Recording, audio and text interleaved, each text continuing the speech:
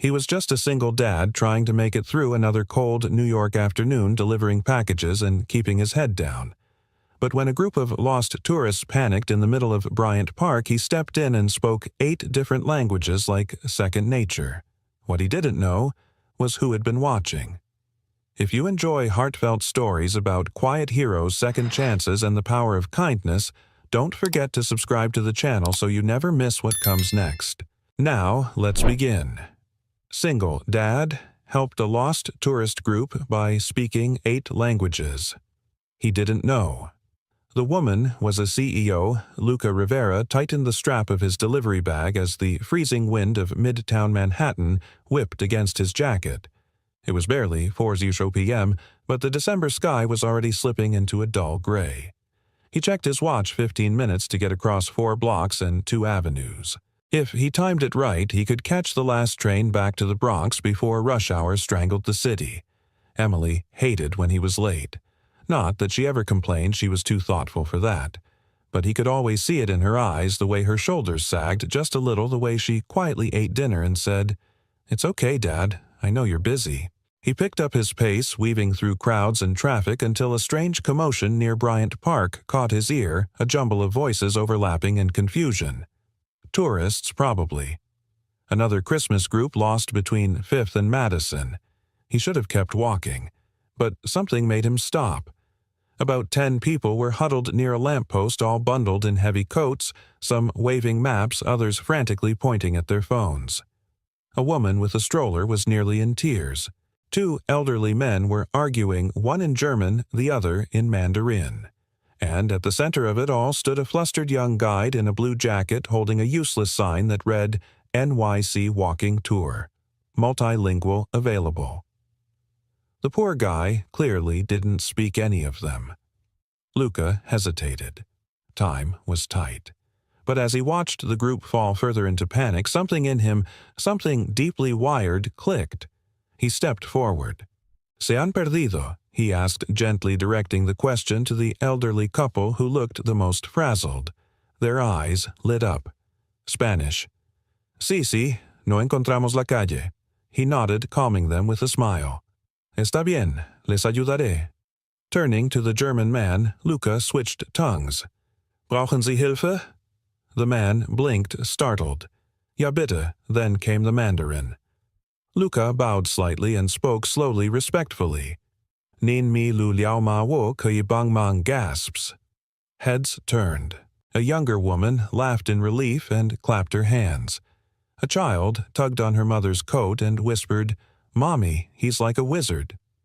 In less than 5 minutes, Luca had navigated the linguistic maze, translating directions, calming nerves, even helping a few tourists call their hotels. He pulled a pen from his coat pocket and sketched out a simplified city grid on the back of a flyer, labeling it in 4 languages. When the group finally dispersed, grateful and smiling, it was like watching a human storm dissolve into light. He exhaled already, running calculations in his head.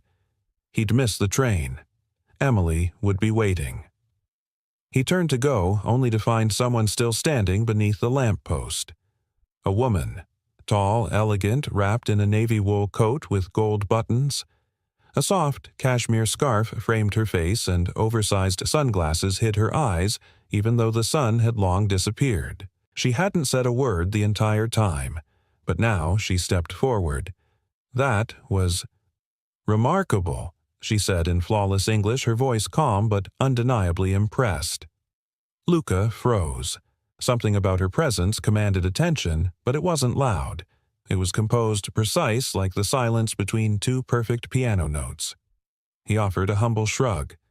"I just happened to know the right words." She tilted her head. "Most people barely know 1 language. You just spoke, 5/8?" He admitted, then instantly regretted it. He hadn't meant to boast. 8, she repeated almost to herself. "And you're a delivery driver." He nodded, among other things. She studied him. "What's your name?" He hesitated again, wary of sounding evasive. "Luca." She extended a hand encased in a thin leather glove. "Clara." They shook. Her grip was firm but not overbearing. "Well, Luca," she said, taking a half-step back. That was the most impressive thing I've seen all week, possibly all year. Before he could reply, a sleek black car pulled up to the curb. A driver stepped out and opened the door without a word. Of course, she was someone. He should have known. The coat alone probably cost more than his rent. Clara paused half in the car, then turned. "You know," she said thoughtfully, "most people just walk past." "I almost did," Luca replied. She smiled just barely and got in. The door closed and the car melted into the traffic like it had never been there. Luca stood still for a beat longer, the cold forgotten. Then he shook himself back into reality. He was late. Again. He made it home just before 6. Emily was curled up on the couch reading an old illustrated copy of The Little Prince. The moment she saw him, she beamed. "Sorry," he said, setting the bag down. "Got caught up helping some tourists." She grinned. "Did you use all your magic words again?" He chuckled. "Some of them." They had macaroni and cheese for dinner. Emily told him about a new friend at school named Zara who also liked drawing galaxies. Luca listened intently, laughing where she needed him to, nodding where she was serious. She didn't ask why he was late tonight. She just leaned her head on his shoulder after the dishes were done and whispered, "I like when you help people." He looked down at her, his heart tightening in that way it always did. Me too. But as he stared out the window at the darkening skyline, his thoughts drifted back to the woman in navy blue, and the strange sense that somehow that moment had meant something more than just another good deed. Something had shifted, and deep inside in the place he usually kept locked away, a voice stirred one he hadn't used in a long, long time. Not a language. Something older. Hope. The penthouse office of Clara Moreau didn't reflect the usual corporate chaos of downtown Manhattan. Instead, it was carved in quiet, elegant glass walls overlooking the skyline, minimalist furniture, a single bonsai tree thriving on the corner of her desk. Everything was curated, efficient, disciplined. Just like her. Except for today. She was sitting at her desk, arms crossed, eyes fixed on the security footage playing silently on her monitor, a grainy clip from Bryant Park. The image had been zoomed in, stabilized, and looped.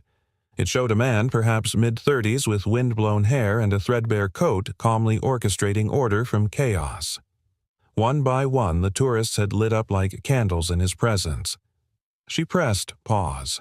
The image froze on his face, warm but reserved, like someone used to standing behind others, not ahead of them. And his voice, well, she didn't have that on video, but she remembered it.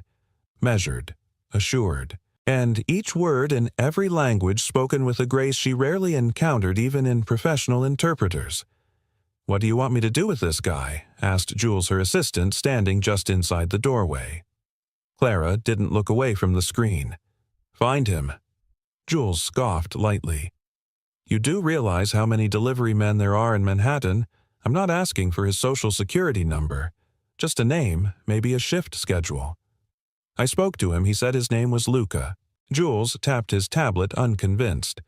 "No last name company." "He didn't say, but he was wearing a badge. I think it said Courier Express." She paused, recalling more. He had a sticker on his bag, a child's drawing, maybe. It looked like a rocket. Jules scribbled a note. "So, we're looking for a multilingual mystery man with a daughter who likes rockets." Clara allowed a rare, fleeting smile. "Exactly." Jules sighed, though his expression softened. "Okay, I'll do my best." He left, and the office returned to silence. Clara leaned back in her chair, arms still folded. The day should have been about her quarterly presentation. Instead, she'd barely glanced at the numbers, and that wasn't like her. She was Clara Moreau, daughter of diplomats, CEO of Moreau Global Technologies, a woman who negotiated billion-dollar deals while chewing on stale airplane crackers at 35,000 feet. She had been called fierce, cold, brilliant, unstoppable. All of it true. All of it earned. But none of that had prepared her for what she felt when she watched Luca. He hadn't tried to impress anyone. He hadn't even seemed aware that what he was doing was remarkable. He simply helped because someone needed it. No transaction. No agenda. She remembered his words, "I just happened to know the right words." That humility unsettled her more than she cared to admit. It reminded her of something she hadn't felt in years, not since before the boardroom the investor battles the scandal with Roman Greaves that nearly cost her the company. She'd spent so long surviving the wolves that she forgot what it felt like to be human.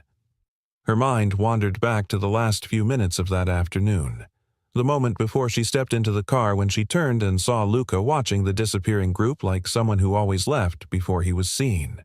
She had been seen too much, he not enough. The contrast haunted her.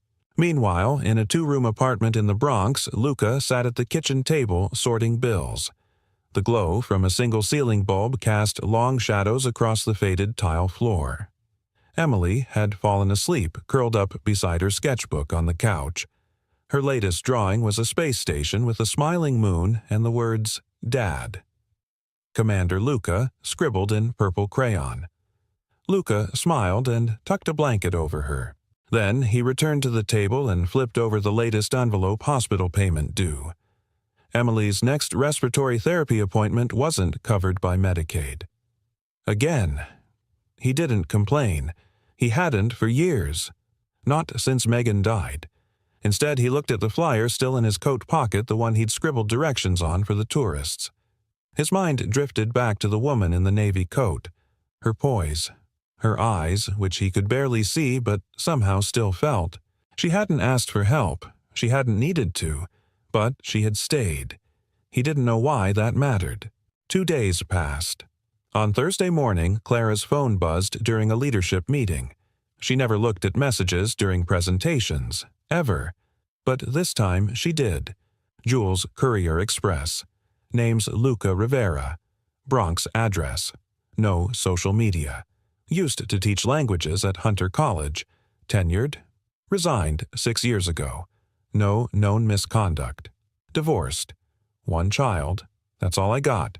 Want me to stop? She stared at the message for a long time, then typed one word, "No."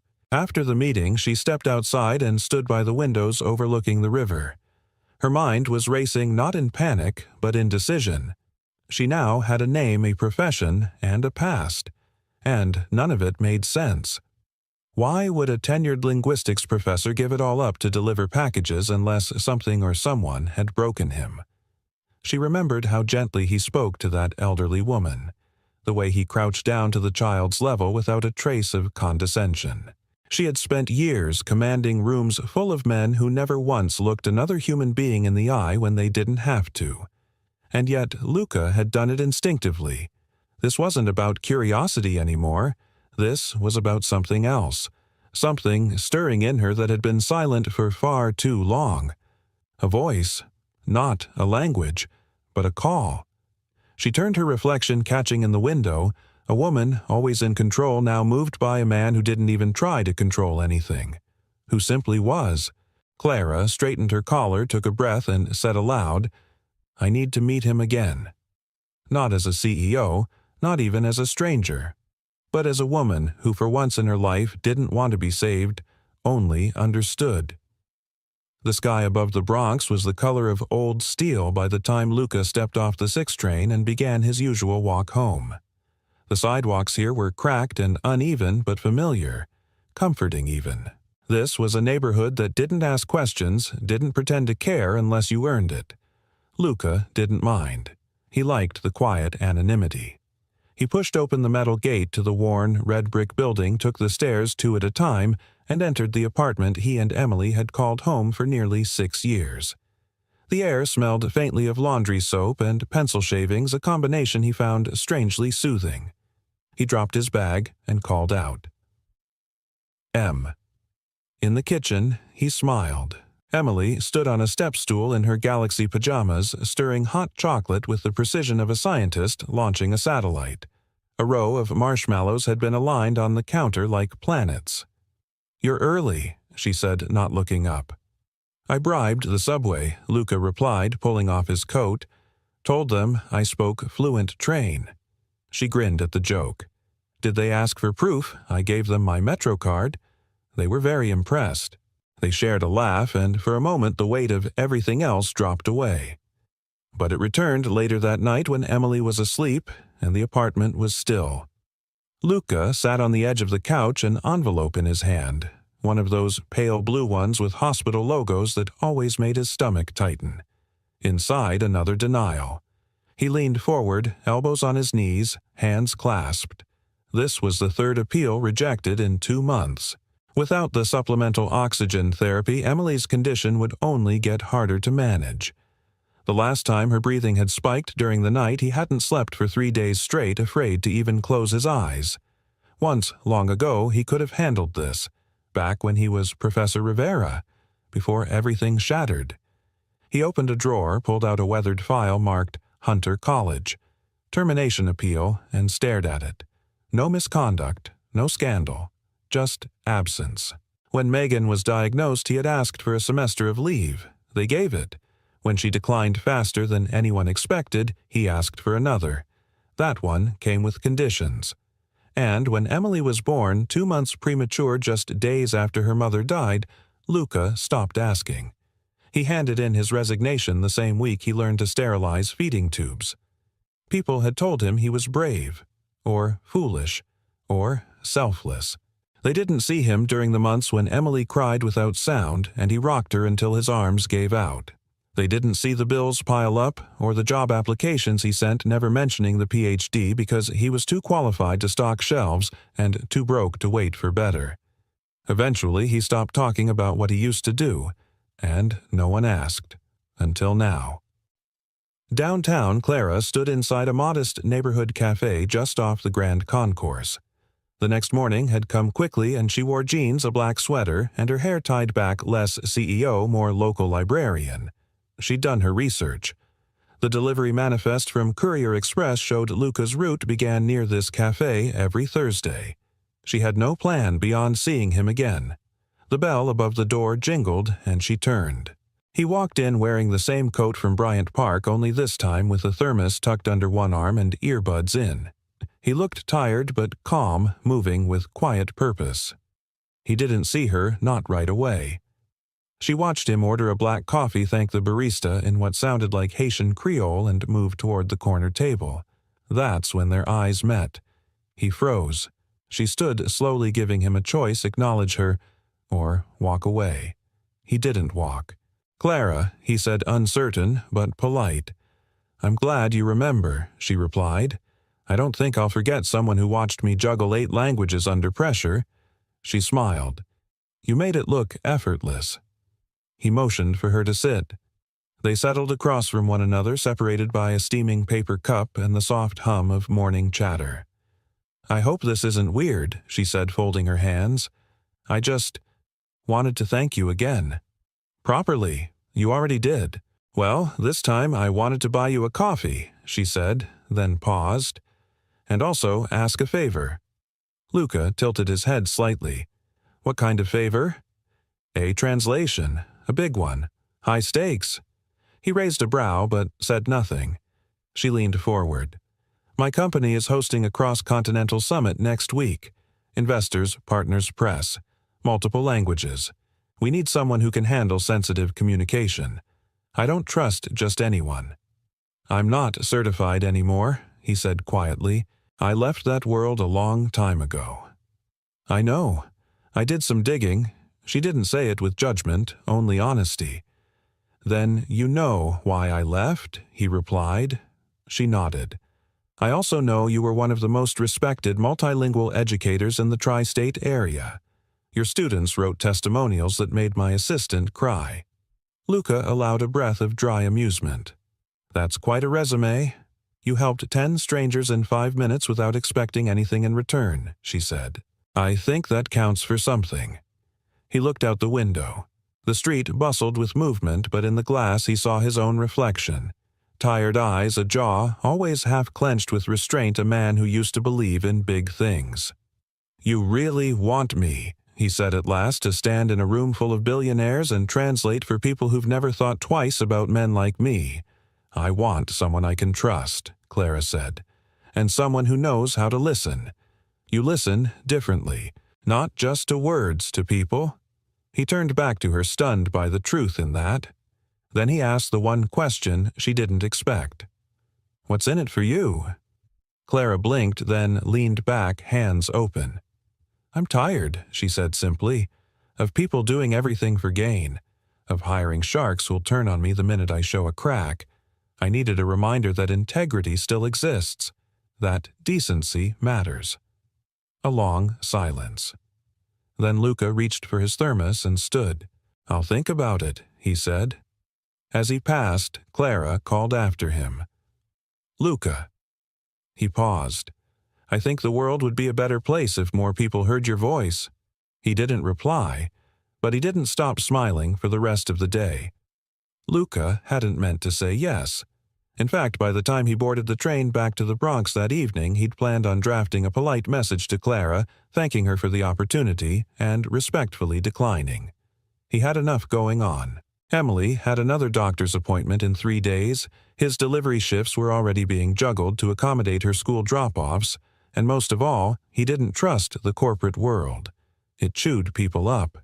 He'd seen it do that to Megan's brother, and Megan, and himself. Still, that night long after Emily had fallen asleep snuggled under a blanket of stars she'd drawn on printer paper and taped to the wall, he sat at the kitchen table with his laptop open and the cursor blinking on a blank email. He stared at it, then closed the laptop. The next morning, before he could second-guess himself, he opened a new tab and began typing. To Clara.mcgo-global.com, subject, thank you, and a thought. "Clara, thank you again for the offer. I've thought about it carefully. I'd like to accept the temporary role for the summit next week with the understanding that I return to my regular work afterward. My daughter's health and schedule are my first priority. I'll need flexibility, and I'd prefer to avoid any form of public announcement. I'm not looking for recognition. I'm just looking to help. Luca Rivera." He hit send. It took exactly 36 seconds for her reply to arrive. Subject thank you, and a thought. Luca. That's the best email I've received in 5 years. We'll make it work. No spotlight, no speeches, just truth and clarity. I'll have my team reach out with logistics by the end of the day. Welcome aboard, Clara. By Monday, he was sitting in a conference room high above Park Avenue, surrounded by glass silence and the quiet pressure of power. He wore a blazer that hadn't seen the light of day since Megan's memorial, and a pair of shoes that felt far too stiff for a man used to walking fast and bending low. But what unnerved him most wasn't the setting. It was how natural it all felt. He'd been away from this world for so long he forgot what it was like to be needed for more than his ability to carry boxes or show up on time. Here, every glance was curious. Every nod was a silent question. Who is this man? And why is Clara walking beside him? Clara introduced him simply as our cross-cultural consultant. She said it with such effortless authority that no one dared press further. Still, eyes followed him. They always followed Clara. She was different now, he noticed. Looser, but no less sharp. She smiled more easily, though the steel in her spine hadn't dulled. She briefed him between meetings, explaining investor preferences, cultural nuances, even personal tensions between certain stakeholders. Her attention to detail was surgical, but not controlling. She trusted him to handle it. By Wednesday, they had rehearsed 3 language-switching sequences, created custom note cards for emergencies, and walked through a dozen potential scenarios for Q&As. Luca knew 4 of the languages fluently. The other 3 came back quickly. What surprised him most was how much he enjoyed it. Late one evening, after a final run-through, Clara offered to drive him home. "I can take the train," he said, hesitant. "I've already made the offer," she replied, unlocking her car. The drive was quiet at first. New York blurred past the windows, lit up hungry alive. Then, as they crossed the Harlem River, Clara asked, "Do you ever miss it?" He glanced at her. "The university." She nodded. He paused. "Some days, but I don't miss what it became, or what it cost. And what about what you became? That one landed harder than he expected."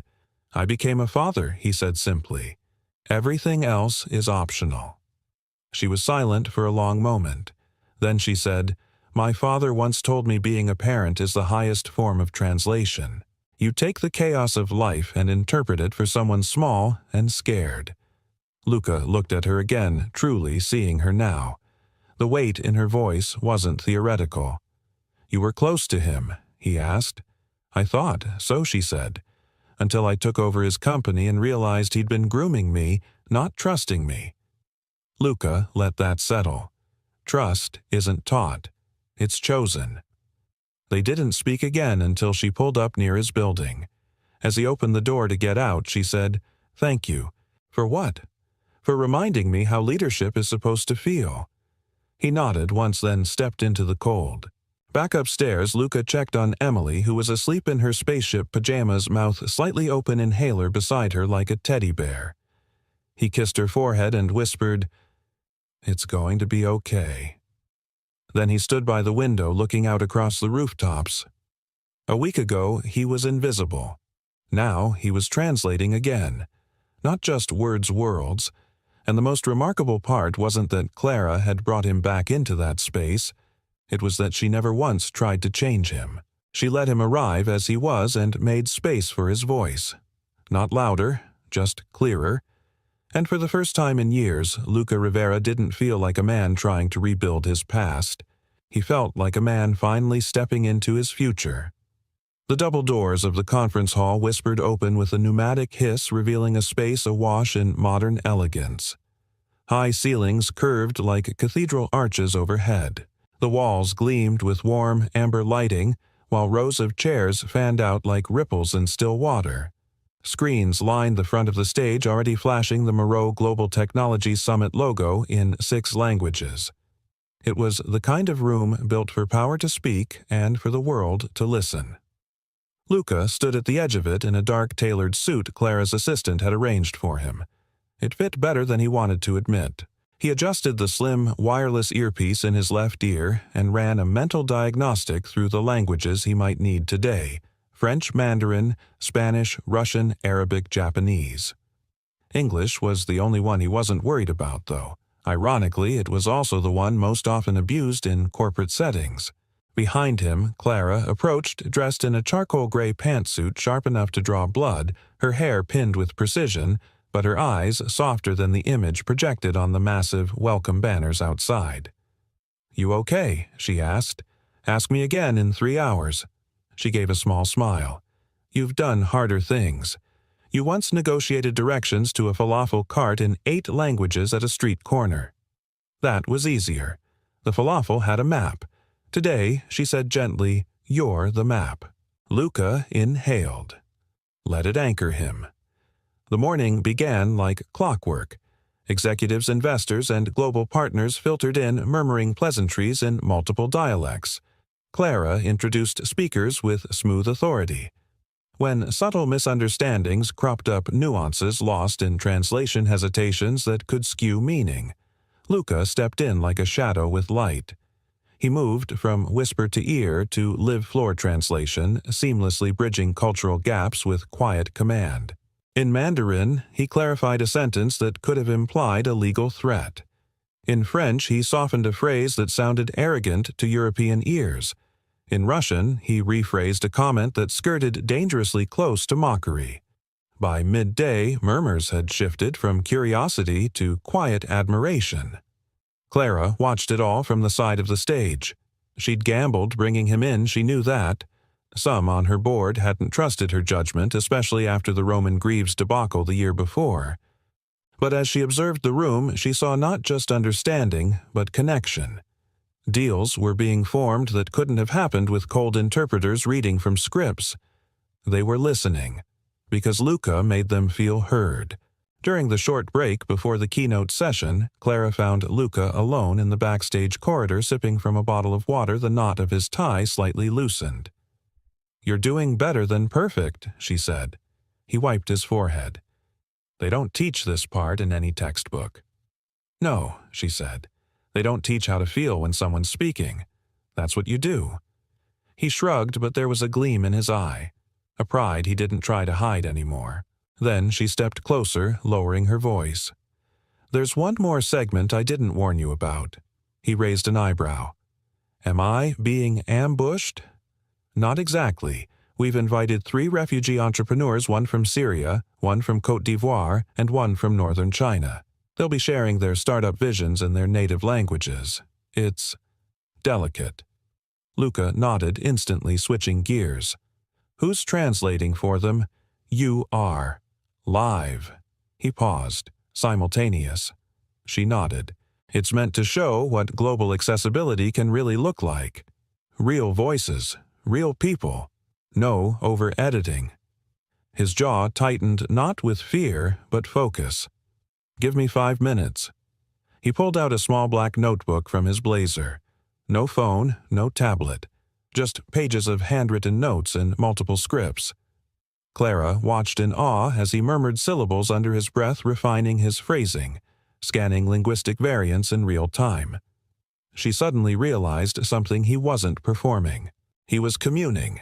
When the refugee entrepreneurs took the stage, the audience was respectful but skeptical, polished suits uncertain of how to absorb stories that didn't come wrapped in metrics or market forecasts.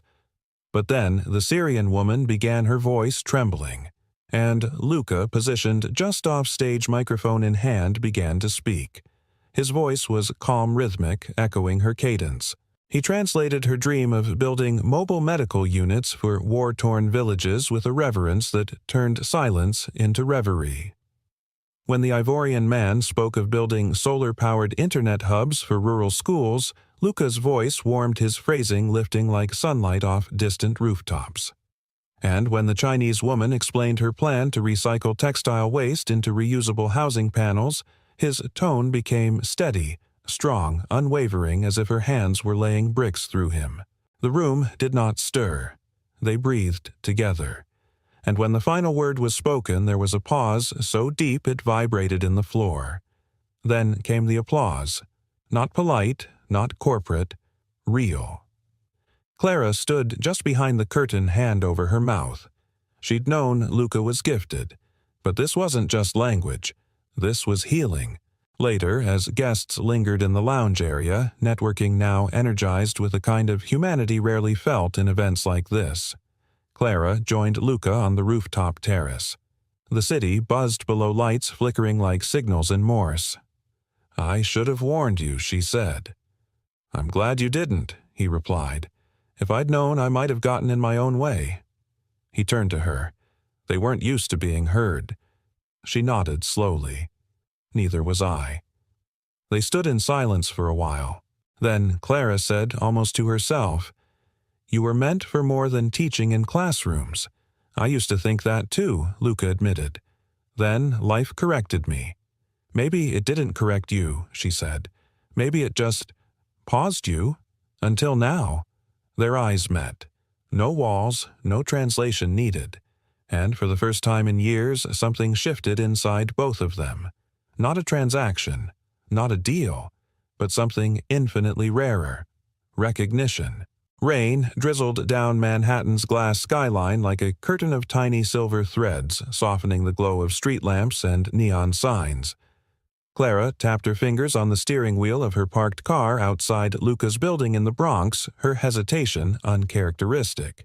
She wasn't someone who waited, but tonight she did. When he stepped out into the evening wearing that same simple coat and carrying Emily's sketchbook under one arm, Clara rolled down the window. "I owe you dinner," she said, keeping it casual. "You free?" Luca tilted his head. "Depends. Are we talking pizza or politics?" "I was thinking something in between." He hesitated. Not because of the offer, but because of everything that came with it. In his world, dinner wasn't just dinner. It was a disruption. A reshuffling of priorities. Emily was with his neighbor, an older woman named Mrs. Harris, who adored Emily like her own granddaughter, but time away from home still felt like a risk. Still, he found himself nodding. "Give me 5 minutes."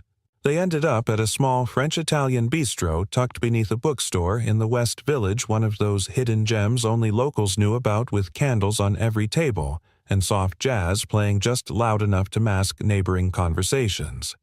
Clara had clearly been here before. The maitre d' greeted her by name. Luca raised an eyebrow.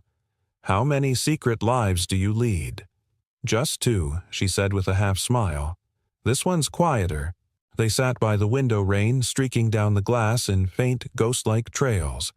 The menus were printed in French with tiny English translations. Luca read both versions without blinking. "You surprise me," she said as the waiter took their order. "Why?" "Because I don't fit the profile of someone who speaks 8 languages and still delivers packages for a living." Clara didn't flinch. "No, because most people would have let the world wear them down by now. You're still intact." He leaned back. "That's not entirely true." A pause. The air between them shifted. "You're right," Clara said softly. "I meant you haven't given up." Luca studied her. In the warm candlelight, her features looked less chiseled, more vulnerable. There were shadows under her eyes, tiny tension lines near her mouth. Not fatigue, exactly, more like accumulation. She wore her life like armor, beautifully made, precisely fitted, but heavy. "What about you?" he asked. "What about me? Have you given up?" Clara blinked slowly. "I think I've forgotten what it means not to fight for everything." There it was, the first crack in the granite. She took a sip of wine, then continued. "The company was my father's legacy. When he died, I wasn't ready, but I had to be. The board wanted someone else, but I clawed my way to that chair. And then, once I had it, I realized. The fight had changed me into what she looked at him. Someone who talks a lot but rarely says anything that matters." Luca nodded slowly. "I used to teach linguistics, but more than that, I taught how language shapes thought. You'd be surprised how often people hide behind perfect grammar." Clara chuckled. "Are you accusing me of eloquent avoidance?" He smiled. "Let's call it polished armor." A comfortable silence followed as their food arrived: pasta and sea bass crusty bread, delicate sauces that didn't need words to impress.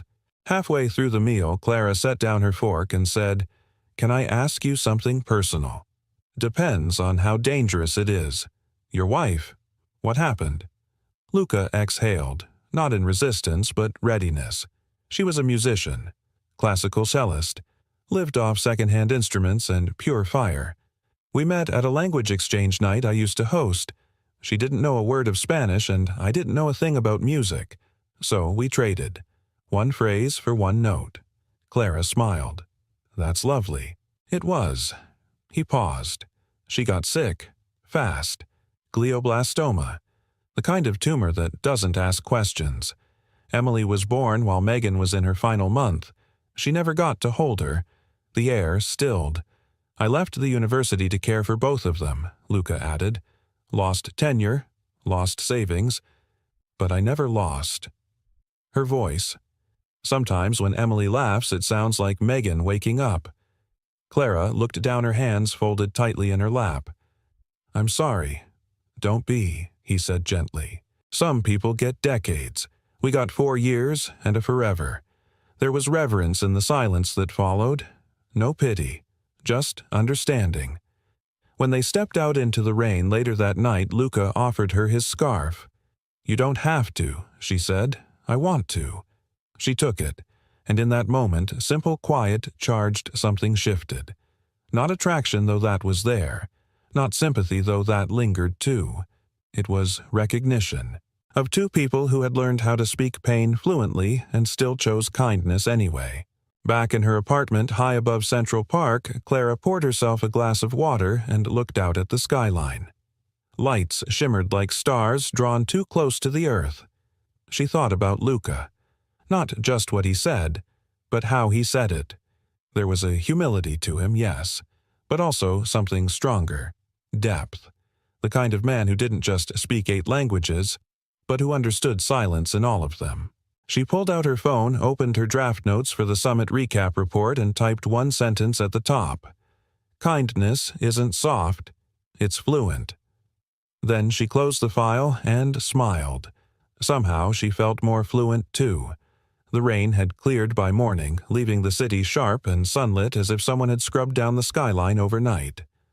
Luca stood by the corner deli, a coffee in one hand and his phone in the other, rereading the message Clara had sent only minutes before. "Could we meet in person today? I have something important to discuss. It's good, I promise."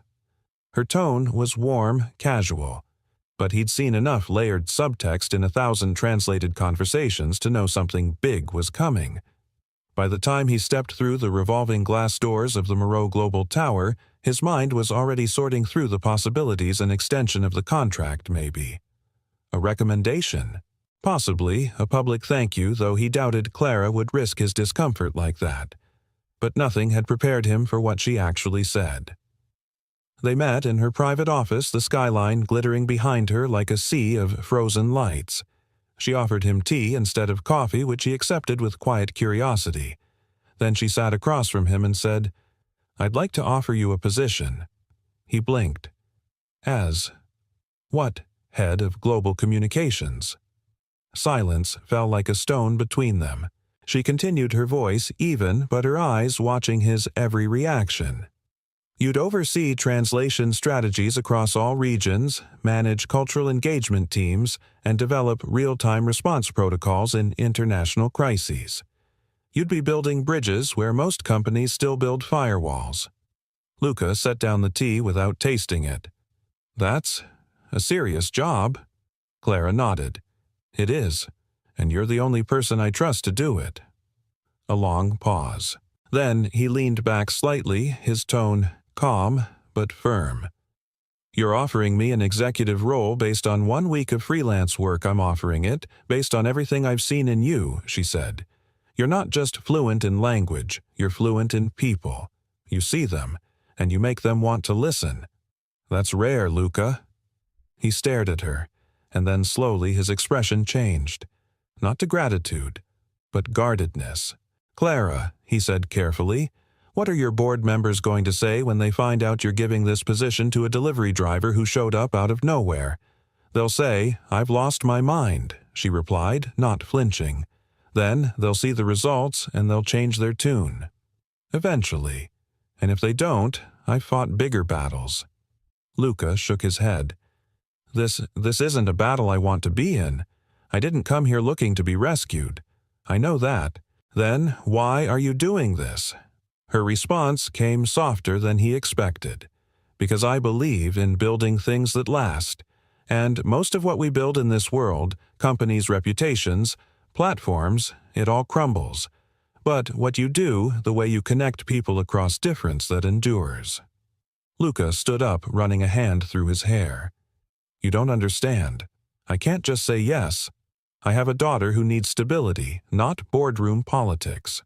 I can't risk dragging her into something unstable again." Clara stood too, but didn't approach. She understood distance. She respected it. "I'm not asking you to say yes today," she said. "Just don't say no out of fear." He looked at her. "I'm not afraid," he said. But they both knew it wasn't entirely true. Later that evening, Luca sat with Emily in the park across from their apartment. She was on the swings, kicking her feet higher, the wind teasing her loose braid. "Guess what, Dad?" she shouted between pushes. "Mrs. Harris says I could be an artist and a scientist if I want." Luca smiled. "She's a wise woman." Emily slowed down, dragging her feet through the wood chips. "You okay?" she asked. "You've got your serious math face on." He chuckled. That obvious, totally. He debated telling her. Then he did. "There's this job, a big one. Something I didn't think I'd ever be offered again." Her eyes lit up. Like teaching again. Sort of, but bigger. More responsibility. More time away. Emily tilted her head. "Would you still take me to school?" He hesitated. "I'd try, but maybe not every day." She was quiet for a moment. Then she said, "Would it make you happy?" That question hit harder than all the spreadsheets and fears and professional doubts combined. "I don't know yet," he admitted. She jumped off the swing, walked over, and slipped her hand into his. "I think you should do the thing that makes your voice come back." He looked down at her. "What do you mean?" "You talk different when you're doing the translation stuff. Like you're flying inside." "I like that voice." Luca's throat tightened. He didn't respond. He couldn't. Back at the Moreau Tower, Clara stood before the boardroom windows, staring out into the night, replaying the conversation in her head. She'd never seen someone turn away from opportunity with such clarity, such pain. She admired it. She also feared it, because she knew what was coming. Marcus Delacroix, a board member with a smile as sharp as glass, had been circling her decisions ever since the summit. He'd raised subtle concerns in back channels, citing favoritism and unusual hiring protocols. She knew what he was implying. She also knew he had footage taken from a security camera, no doubt, of her and Luca having dinner. He hadn't used it yet, but he would. Still, she had made her decision, not because of sentiment, but because Luca Rivera wasn't a risk. He was the future the company didn't know it needed, and Clara was done leading from fear. So she opened her laptop and wrote a message. To Luca Rivera. Subject, no pressure. But still hope. I meant what I said. Think about the job. Think about what your voice does to people. Not just the words, the way you show up. Whatever your answer is, I'll respect it. But know this, I didn't offer you that role because I felt sorry for you. I offered it because you reminded me who I am when I stopped performing. See. She hit send, and then turned toward the storm she knew was coming. The next morning, Luca stood at the kitchen sink washing Emily's cereal bowl while the radio murmured softly behind him. The email from Clara was still fresh in his inbox and fresher still in his mind. It had taken him by surprise, not because of what she'd said, but because of how it made him feel. Seen, valued, and terrified. He'd spent the last 6 years carefully avoiding anything that felt remotely like ambition. Ambition had cost him before, cost him time with Megan, with Emily, with his own sanity. And yet here it was again, knocking with a gentler voice, a softer hand. But knocking all the same. Emily wandered in, rubbing her eyes. Is there school today? It's Saturday, he said, smiling. You're off the hook. She nodded, then noticed the serious look on his face. Is it the big job again? Still thinking, he said, drying his hands. But yeah. She sat down at the table, swinging her legs. You used to be really good at thinking before Mom got sick. Luca blinked. What do you mean? You thought about big things, she said simply. Now you think about bills and groceries. I think your brain misses the big stuff. He stared at her for a long moment, the clarity of her words slicing through him like light through glass. Downtown, Clara walked into the boardroom like a woman entering a courtroom. The air was unusually tense. Half the board sat with their tablets out, styluses in hand. Marcus Delacroix leaned back in his chair like a man waiting to pounce. Morning, Clara said, sliding into her seat at the head of the table. No one returned the greeting. She didn't flinch. Marcus was the first to speak. I understand you've offered a high-level executive role to an outside consultant without board approval or competitive interview. Clara folded her hands calmly. I've offered a provisional contract for head of global communications to Luca Rivera based on his demonstrated excellence, multilingual fluency, and real-time impact during the summit. Interesting, Marcus replied. Do we vet all summit vendors for C-suite positions now, or just the ones who join you for dinner? The sentence landed like a slap. Clara's spine straightened, but her voice remained cool. Are you accusing me of impropriety? I'm asking whether your decision-making is compromised by emotional involvement. There it was. Clara let a beat pass before replying. Mr. Rivera is a widower with a child. I met him through a public incident where he assisted international tourists. I asked him to consult. He delivered. Better than anyone we've hired in 5 years. Marcus tapped a button on his tablet. The screen at the end of the room lit up with security footage, Clara and Luca stepping out of the bistro, laughing. Him offering her his scarf, her taking it. The room was silent. This, Marcus said, suggests a level of personal engagement that clouds your professional judgment. Clara didn't look at the screen. She looked directly at Marcus. You're grasping. You're using moments of human connection to attack professional competence. That tells me more about your values than mine." Murmurs rippled along the table. One of the older members, a Japanese-American executive named Kenji Watanabe, cleared his throat. "I was at that summit," he said quietly. I heard Rivera translate with clarity and compassion. I watched him bring the room together in a way no one else could. Are we really going to punish someone for showing humanity? Marcus's mouth tightened. Clara didn't press her advantage. She simply said, "If the board wants to vote on rescinding the offer, go ahead.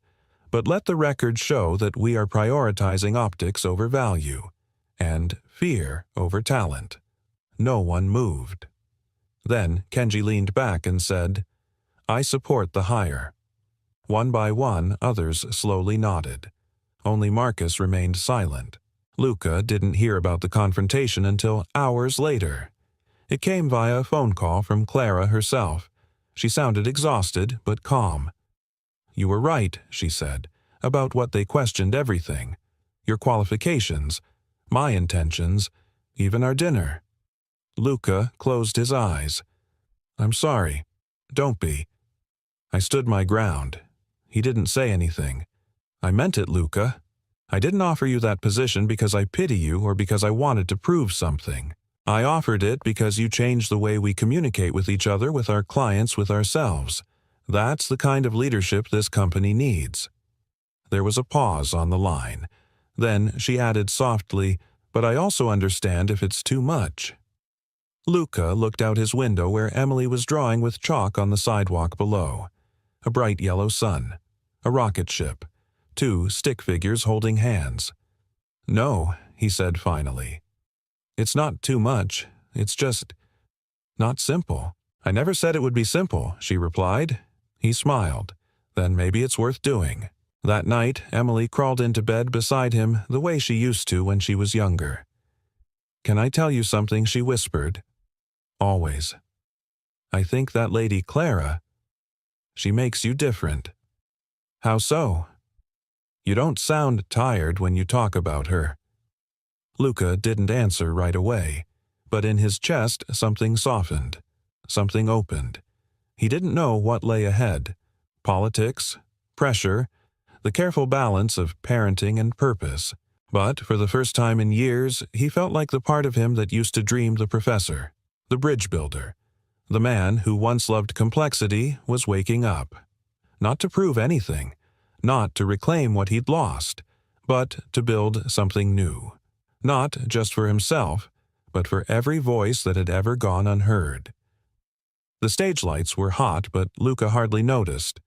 His palms rested on the smooth wood of the lectern as he scanned the silent audience, hundreds of faces from around the world, many of them veterans of boardrooms and government halls now watching with unusual intensity.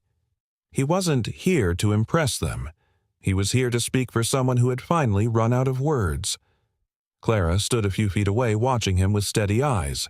She had faced the firestorm head-on, confronted the board's distrust, fended off Marcus's thinly veiled accusations, and refused to step away from her decision to back Luca. But the latest board demand came with razor edges. Clara could remain CEO, but only if she publicly addressed the optics of her relationship with Luca. In other words, distance herself. Step back. Disavow the very trust that had changed her. Luca had refused to let her. "I'll go," he told her the night before. "I'll say what needs to be said. You don't owe me your job. You're not the one costing me anything," she'd whispered. "You're the one making it all finally matter." Now, here he was, a single father, a former professor turned courier, a man who had spent the last 6 years speaking only when necessary and never about himself. Until now. He adjusted the mic and began. "My name is Luca Rivera. I'm not an executive. I don't own a tailored resume or a legacy surname. I'm a widower. I'm a father. And for the past several years, I've lived outside the rooms people like this one tend to gather in. But a few weeks ago, I stood at a street corner in Bryant Park and helped a group of tourists find their way using 8 different languages. It wasn't planned. It wasn't heroic. It was human. One of the people watching that moment was Clara Moreau. He paused. I didn't know who she was. She didn't tell me. But she didn't walk past. She saw something most people don't bother to see anymore, not because they're cruel, but because they're too busy chasing louder things. He took a breath. When Clara offered me a role in this company, it wasn't a handout. It was a test. Could someone from outside this machine contribute to something meaningful? Could language become more than compliance or branding, but a bridge between people who have never been truly heard? He looked around the room. I don't speak for power. I speak for understanding. That's all I've ever done. That's all I'll ever do. Then, gently, he reached into his blazer pocket and pulled out a worn photo. Megan holding a newborn Emily smiling through the last weeks of her life. I learned to speak again when I had to tell my daughter her mother wasn't coming home. And every day since I've spoken a little more because she needs someone who shows up, not someone who hides. He held the photo up. That's what Clara did. She showed up. When she could have stayed silent. When it would have been safer. A pause so deep you could hear the city pulsing behind the glass. Then Luca turned to Clara and said the final line not just for the room, but for her. Truth has no accent. Kindness has no nationality. And leadership when it matters most needs no defense. The silence held for one beat. Then another. Then came the standing ovation. Not polite, not procedural, but powerful. And Clara, who had fought for her position, her company, and her own right to feel, again stood beside Luca and clapped with tears in her eyes. Afterward, the boardroom was quiet. No raised voices, no accusations. Kenji Watanabe was the first to speak. I moved to retain Clara Moreau as CEO with full backing and no stipulations. I second, said another. No one objected. Even Marcus, tight-lipped, offered only a curt nod and left the room. In the hallway outside, Clara found Luca leaning against the wall, exhausted but calm.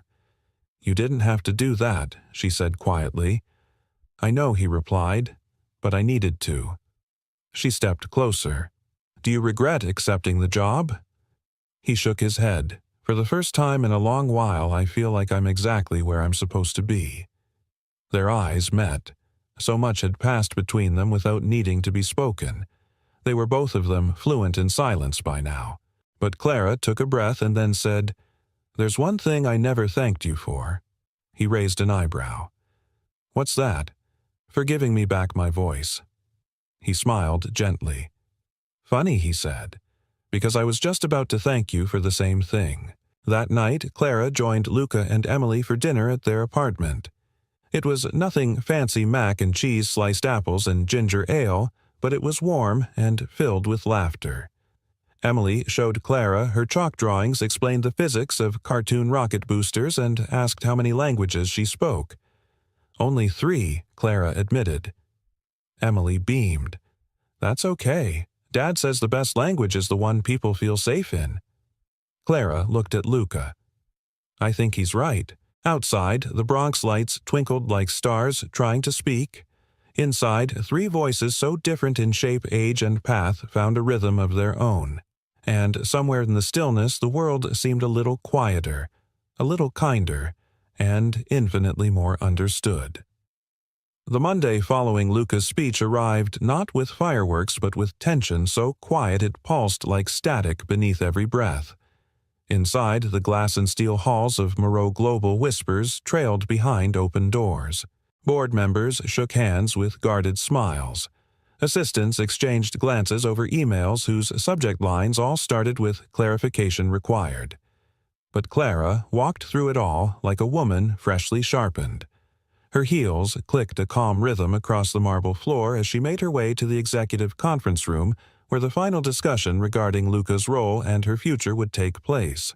Though the standing ovation after Luca's address had stunned many, it hadn't dissolved all dissent. The optics, some still murmured, remained a liability. The room was already half full when she entered. Kenji Watanabe gave her a brief, respectful nod. Marcus Delacroix was seated near the head of the table, sipping from a bone-white coffee cup, unreadable.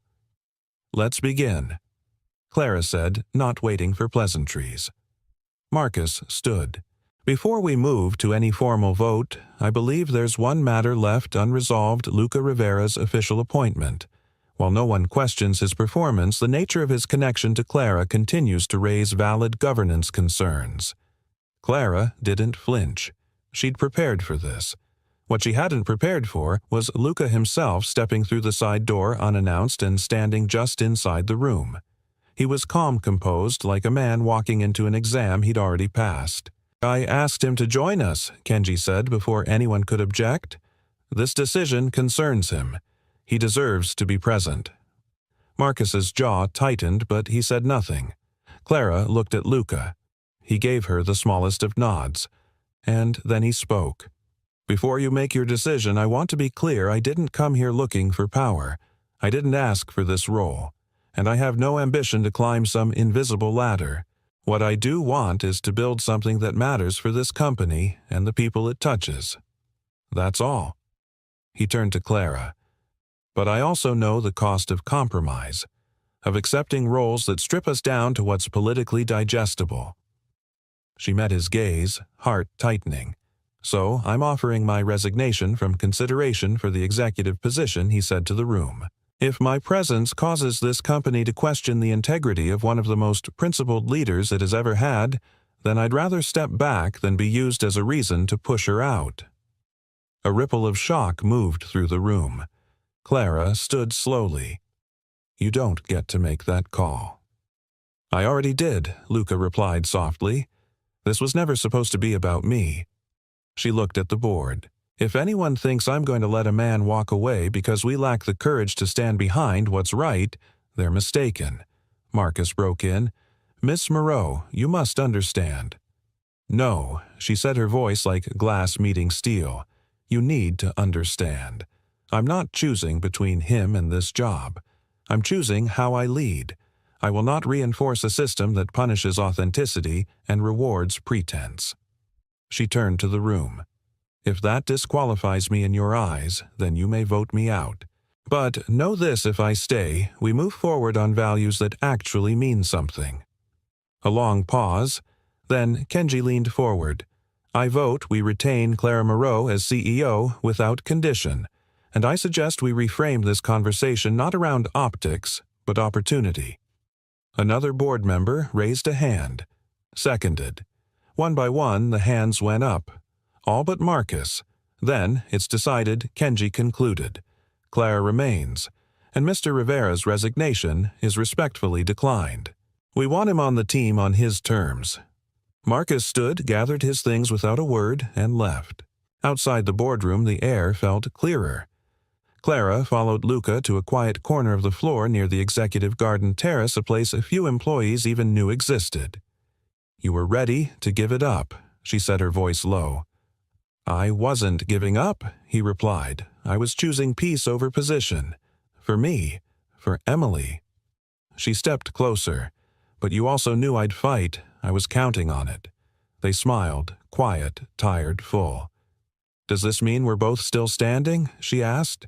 He looked at her for a long moment, then said, maybe for the first time. That evening, Luca and Emily returned home to find a small box on their doorstep. Inside was a folded note and a thin tablet device engraved with the Moreau Global logo.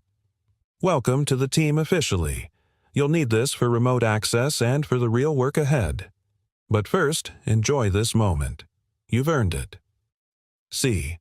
Underneath the note was a children's language learning app already logged in under Emily Rivera. When Emily saw her name, she gasped. "Is this mine?" "It is," Luca said, kneeling beside her. "Looks like someone wants you to learn as many languages as me." She grinned. "Can I start tonight?" "You can start whenever you're ready."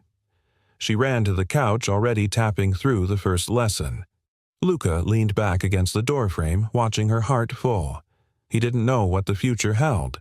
The role would be hard. The scrutiny wouldn't disappear, and neither would the weight of balancing fatherhood with leadership. But, for once, the choice had been his, and he'd made it without compromise. From this point on, he wasn't just translating words. He was translating life, on his terms, with his voice.